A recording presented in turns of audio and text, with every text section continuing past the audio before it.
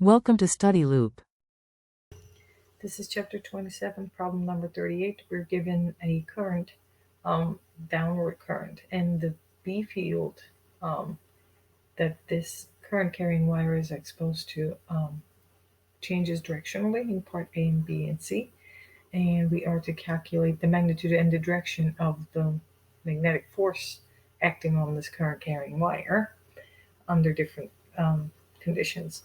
So, first of all, the current is given to us as, so if this is north, this is south, the current is given to us as it's downward, so it's into the board, right? This is the direction of the current. And now in part A, we assume that the direction of the magnetic field is towards east. So this would be our east, this would be our west. So if the direction of the magnetic field is towards east, then when we're calculating the magnetic force, as you know, ILB sine theta, this theta being the angle between I and B. In this case, you clearly see that they're 90 degrees apart, right? Sine 90 is going to give us 1, so that the force is going to be equal to I times L times B, simply in this case.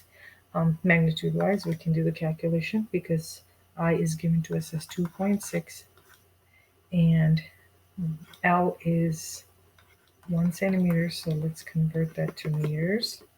And then we have the magnitude of the magnetic field, 5.588 Tesla.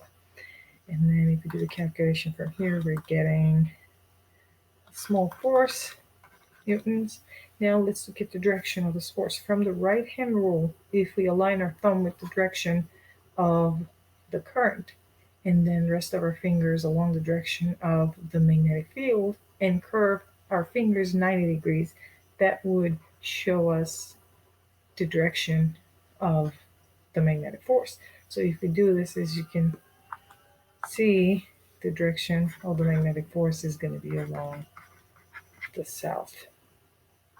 So FD is towards south. Now, part B. Again, we have the direction of the current into the board, right, into the screen.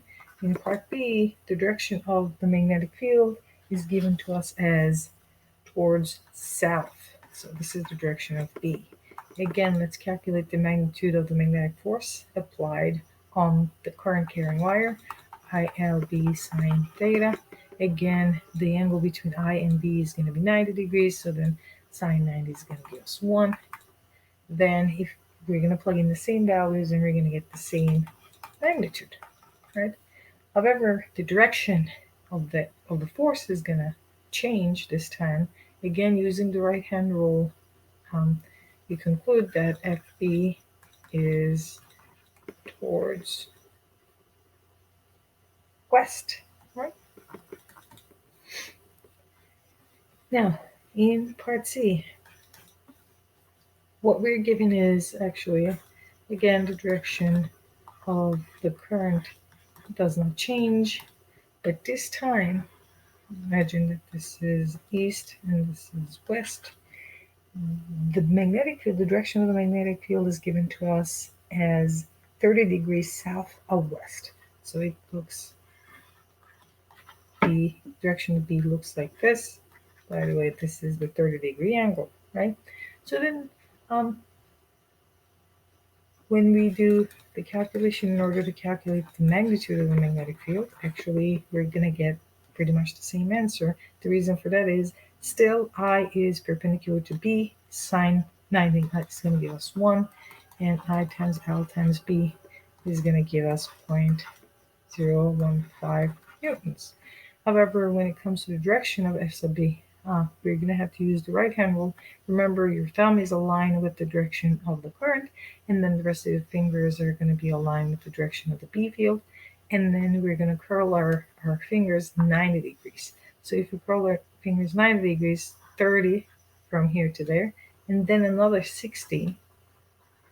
So then this is going to be total 90 degrees, right? So then this is going to be the direction of the magnetic force in this case.